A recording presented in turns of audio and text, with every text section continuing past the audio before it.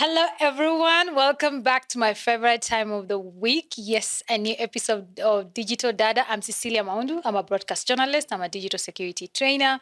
I'm a filmmaker. I work at the intersection of journalism and human rights with a focus on countering online abuse against women while protecting freedom of expression online. And yes, today, my guest, before I even talk about my guest, let me tell you how I managed to get her in the show. I stalked her. I was told she goes to a certain dance class, and I was there. And I don't dance, but I don't have two left feet. I can actually dance, but I don't dance. And I went there and I finally got her. So every time you need something, just go for it. So I'm going to give her this opportunity to introduce herself, and I'm very excited. Yes, welcome to Digital Data. Thanks. Thank you for having me. My name is Esther. Let me give you all my names. Yes. Esther Jeanette Ngenyi Musila Omwaka.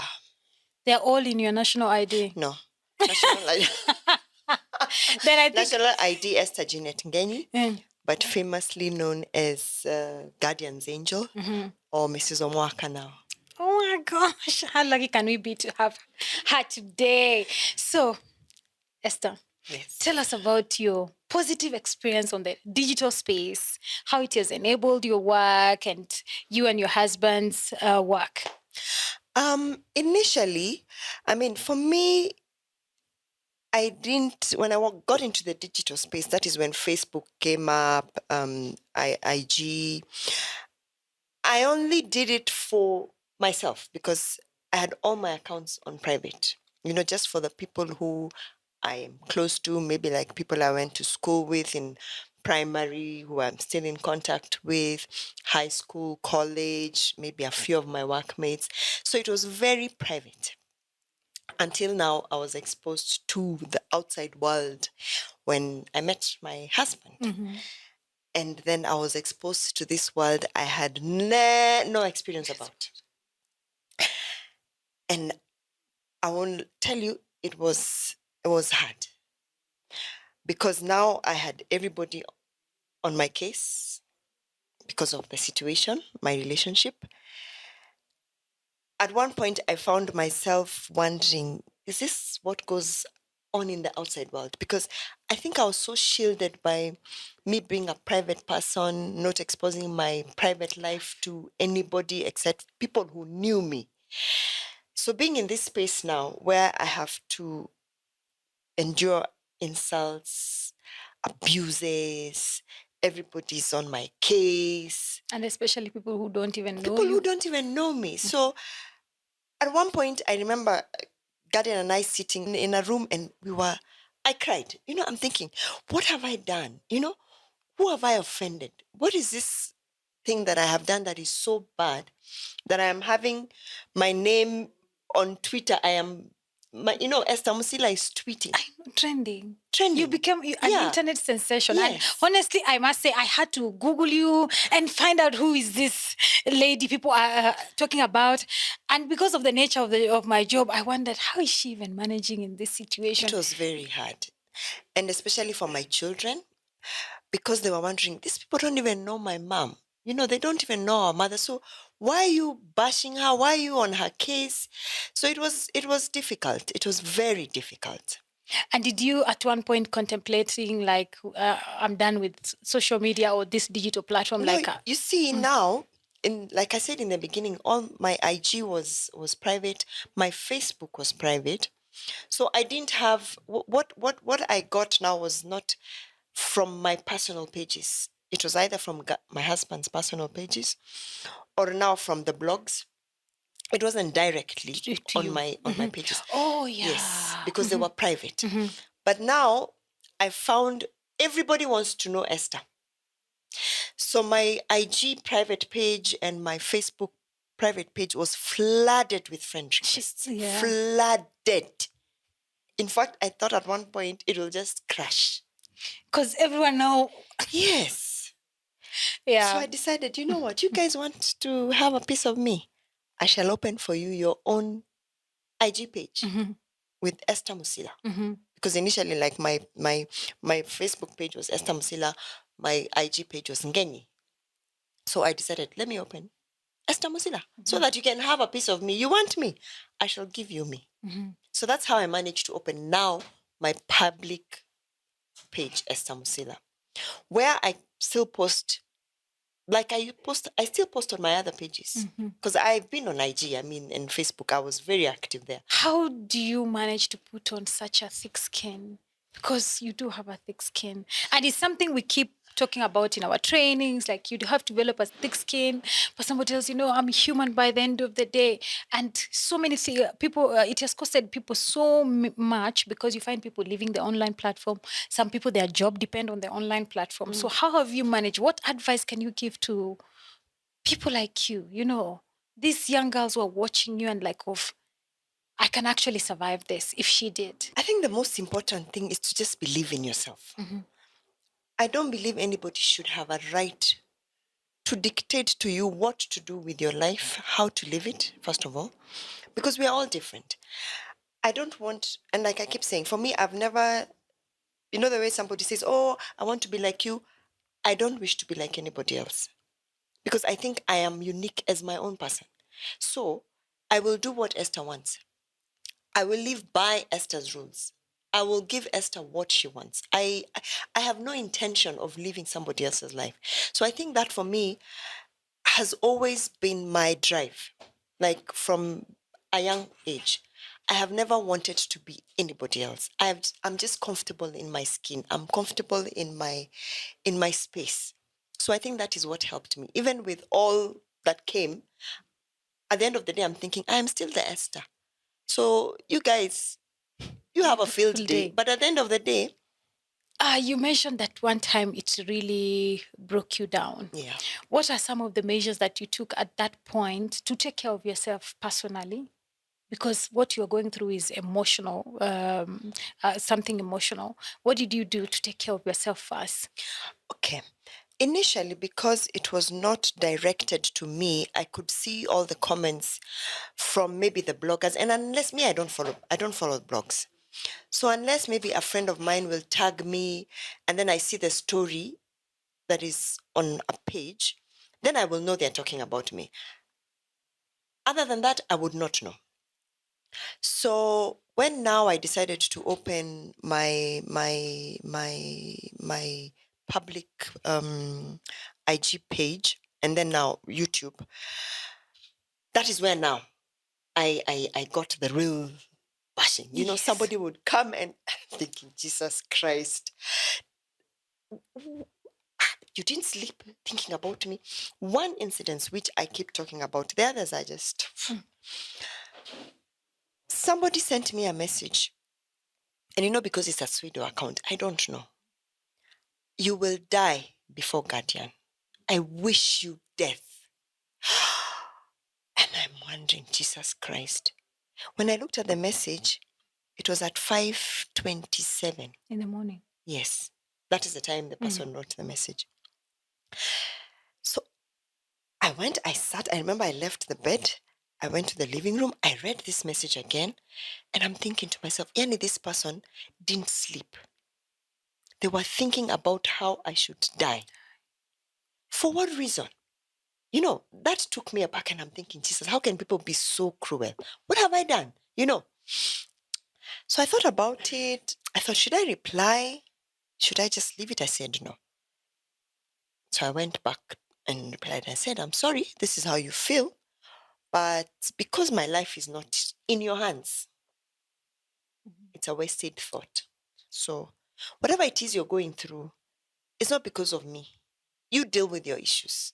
But the last thing you should wish somebody who has not harmed you in any way is death. I'm like, I just wish you well. And I blocked the account. So what I have learned to do most of the time, sometimes I will respond. There are those things that I respond to. I block.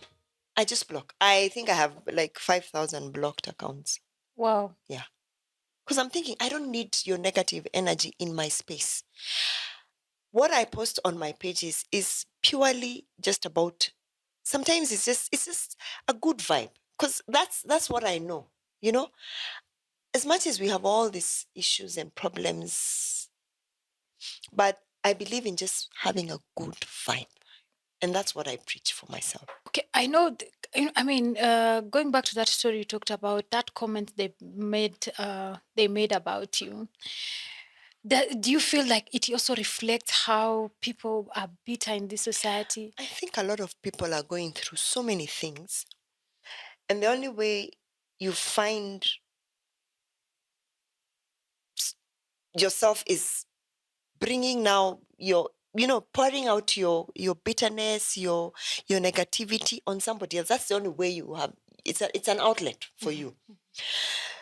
But I don't know how to help sometimes, because I know sometimes I get a lot of inboxes. People want jobs. Yeah. People want financial assistance. Sometimes I help, but I can't be everybody's savior. So I think a lot of people are going through so many problems. And then when they see me post a nice picture with me smiling, or I'm there just doing me, for them it becomes like it's a bitter, Why are you happy and why are I'm you happy not? and I'm not? So I think people should just learn to find their own happiness. But coming into somebody's space and insulting them, it doesn't help you in any way. Okay, fine, it will have reduced probably. I don't know how it reduces your pressure, but at the end of the day, I don't think it does anything for you. And have you ever tried even to take legal action, or even apart from blocking, reported, like, especially because some of these bloggers, I mean, they're all over social media, and legit.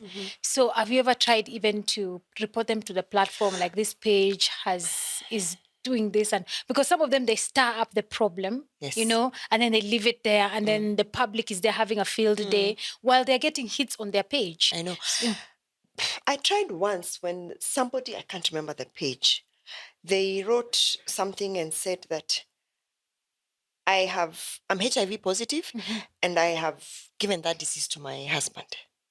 So I looked, where do you even start? Who is this person? Where do you even start? So most of these people do these things for views, because sometimes you wake up in the morning and I find a headline about Esther Musila and I'm like, Jesus, is there another person who with this same name? maybe you're confused. So I've learned just to ignore. You have your field day. If my name brings you views, well and good. If my name will put some little money on your table, have a field day. Yeah. Okay, now coming to Guardian, this bile on social media, because up to today it still goes on. I mean, has it ever come to a point where it affects your relationship, like on a personal level now? No, not at all. Because okay, he's a bit softer than me, but sometimes he will go out, and if somebody makes a nasty comment, he will respond. And that is not the person he was. Garden was a person who, if you even come to his page and write a negative comment, he'll even write back to you and like, what have I done? And I'm thinking, my friend, you owe nobody an explanation. So for us, we don't even discuss it. Sometimes we see it and we just laugh because we know each other. This relationship is between me and you. It's not public. As much as we are out in the public, but we have a very private relationship.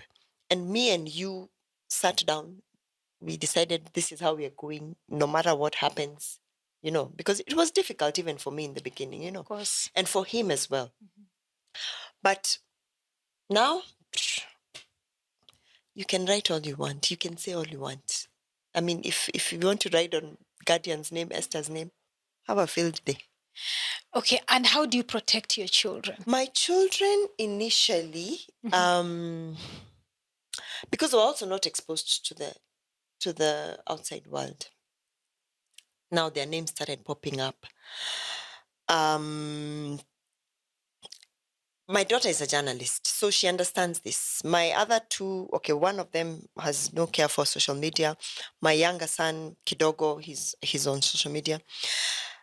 They have learned how to deal with it themselves, because the only thing that maybe once in the beginning, somebody would go to their inbox and like, what kind of a mother is this that you have? Why is she, aren't you ashamed that your mother is now? People have the audacity. Yes, they used to do that. Mm-hmm. So for me, I said, you know what? You guys are adults. You deal with it the way you want. I will not tell you not to respond. If you want to respond, fine. If you don't want, block. So they've also learned to ignore. Sometimes they're the ones who, even when they see something, they will, Mom, have you seen this about you? Yeah. Oh so gosh. For us, I think we've gone through the worst. Yeah, we've gone through the worst. So, okay, basically, I like the way you said you've gone through the worst, and it's unfortunate still the bile still goes on. Mm-hmm. And as I said before, some people take it so personally, and it really affects them. Yeah. Especially now that you're talking about you have children who are on social media, they understand exactly what people are saying. What advice do you have, especially for women who are in the public domain like yourself? What advice do you even have for them and even their families, for that matter? Wow. I don't know. It's personal. I mean, if you want the outside world to dictate how you should live your life, then you'll find yourself in that position. But if you know yourself and if you know what your, like, people who are using social media to market To work, themselves, yes. to work, if you know what it is that you want, I don't think that the outside world should dictate what you should do. For me, I think that's it. I go by that notion that it's my space. I control my space. I control what I want in my space. If you're negative, I block you. You go and do this stuff out to somebody else's account. But mine, if you're in my space, I protect my space. So if you're negative, It's your I'm business. not going to entertain you. I block you. Yeah. So for me, that's how I think people should. As much, okay, maybe some because they need the views. Me, I don't need views. I don't need likes. I'm not selling anything. I don't have a product to sell. I am just being Esther and doing the things I like to do. If I'm dancing, I will post my dance sessions. If I'm doing something with my husband, I will post that. So for me, I don't do it for views. I don't do it to gain a following, that I must have this number of people following me so that I gain. There's nothing I'm selling, really. So I think my advantage is I don't have a product that I'm selling that I need people to like me or to have such an impact. So I guess all of us are different when it comes to how you manage your social space and how you're and how using you the use platform. it. Yeah. Okay, so you said you have like public pages and private pages. Yes. How do you protect your accounts? Because of course people have tried to hack you before, Actually, I've never tried to be hacked. I don't know. Maybe after this somebody will try. I guess I don't even know, how do people protect the pages? Good question. So you need to have a strong password. Do you know about strong passwords? Yes, strong passwords I do. But not even that. I mean, my husband's page, Facebook page, which has over 750,000 followers, was hacked. Oh. Yeah. And we are still struggling to bring it back. To get it back, yes. And not that he doesn't have, I believe he had a strong password. So sometimes, I don't know, it's just bad luck sometimes. So I'm not sure whether strong passwords and all these things sometimes, because well, sometimes you can never be 100%, but there are precautions that you need to take. Like you need to have a strong password. And also, when he gets back the page, he needs to keep changing his password, just for purposes of protection. And then there's also something we talk about, two-factor authentication. Just in case, yes. I see that a lot because of my job. Where I work, the UN has very, we are really protected when it comes to that. So Exactly. that's why I've been able to learn about that also. I'm glad you can talk about it. Yeah. So for those who don't know, two-factor authentication is just a double layer of protection. So for example, you put in your email address and you put in your password, and then it asks you for a code. So in case somebody is trying to access your email from someone you don't know, the message can, if that is you've chosen your phone, it comes to your phone, and immediately if it's not you, somebody is trying to hack. So as I said, you can never be 100% secure. Just the way we woke up today to do our normal activities, hackers have woken up to find new ways of hacking. Yes. And fortunately, I'll not say unfortunately, fortunately, you're in the public eye, so you are more visible. And that's why I keep saying digital security is more subjective than objective, because of course the threats you go through, I cannot even get to quarter of that because I'm not in the public domain.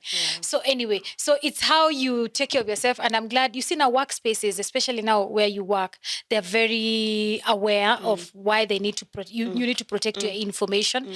And also now people like you move from where you educate your children, because I always say you can only educate it as you can only get to a few people, but if we keep spreading the knowledge, it creates a ripple effect. So what message, first of all, do you have to your trolls?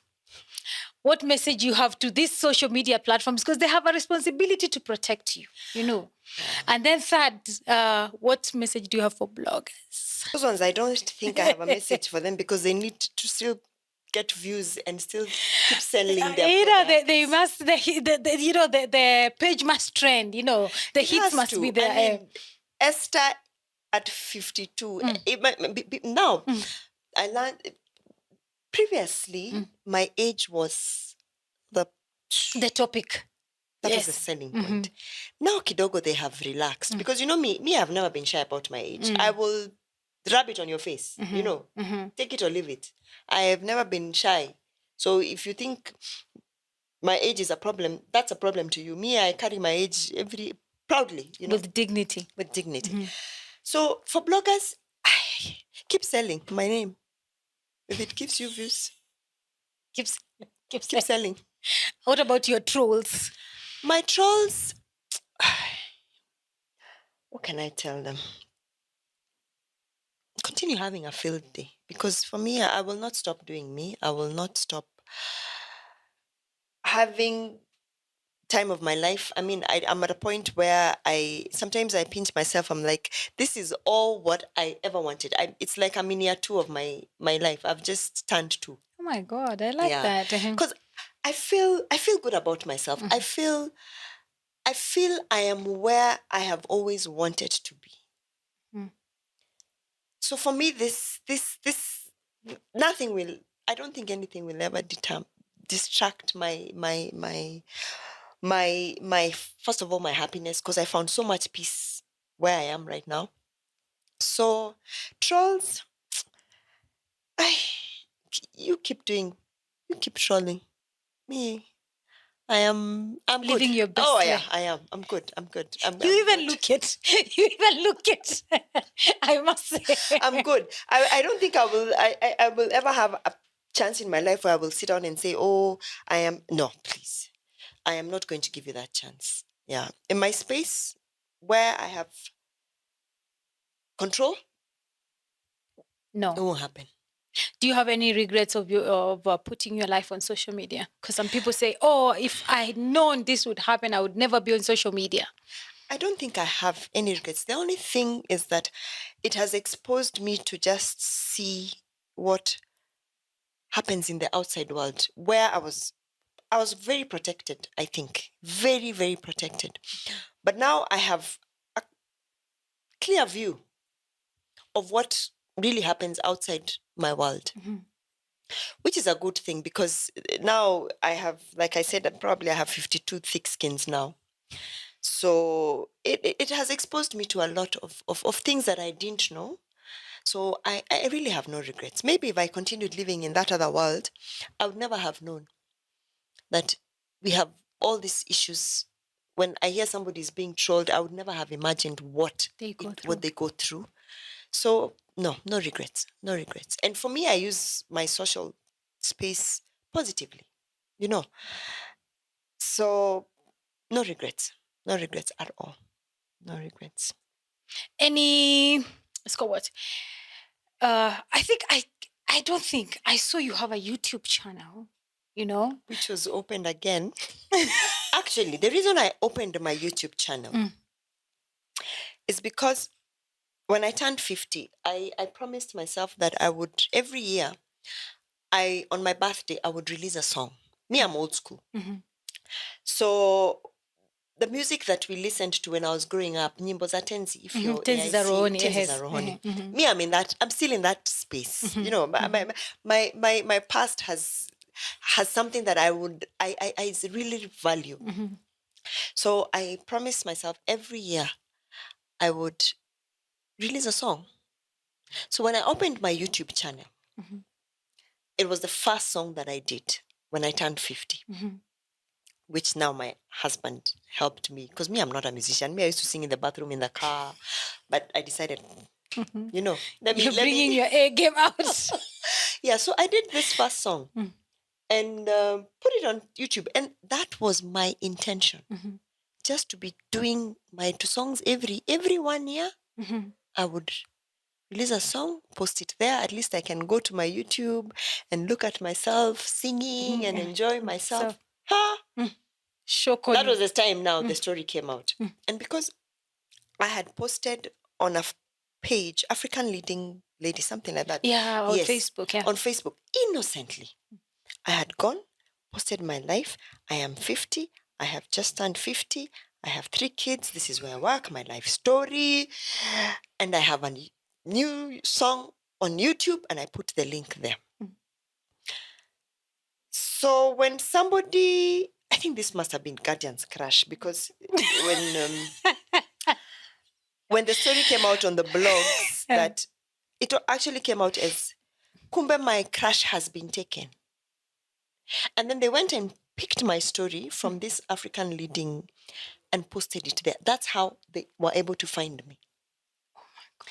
Now my song became that song, which initially when I posted had 300 people, because I just shared it with my close friends. People.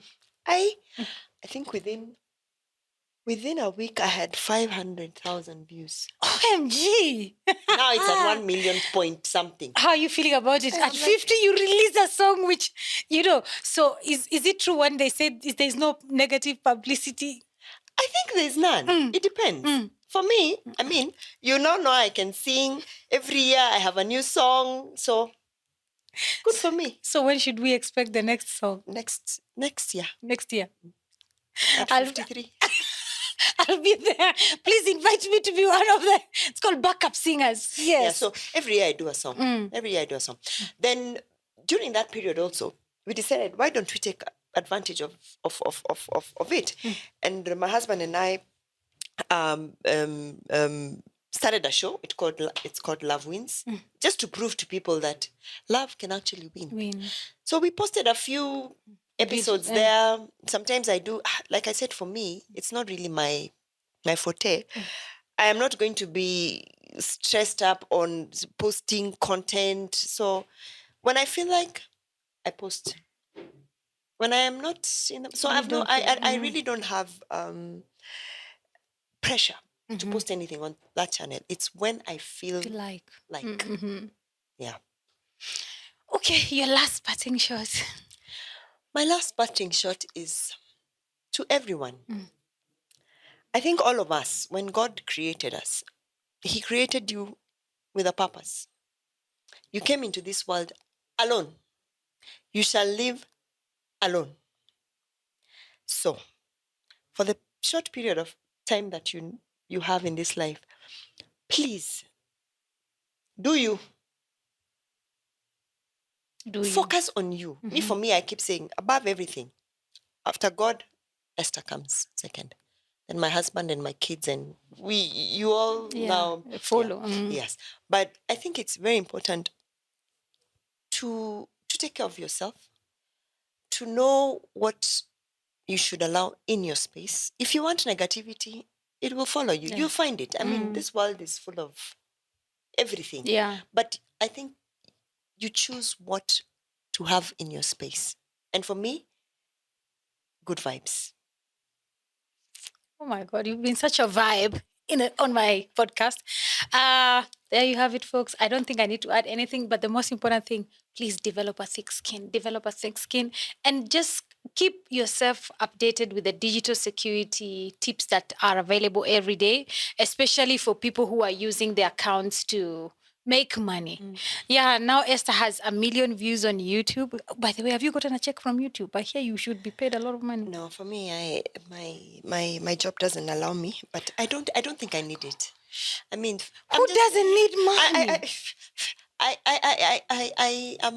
I'm okay. You okay? I'm okay. Okay. I'm okay. Like I said, I'm not doing this for money. No, no. So it's just My husband can do it. for money. Me, no. I'm just enjoying myself. There you have it from the girl who has 4 names. Is it 4 or 5? Esther Musila na Omwaka. Okay. Thank you so much, folks. See you on the next episode.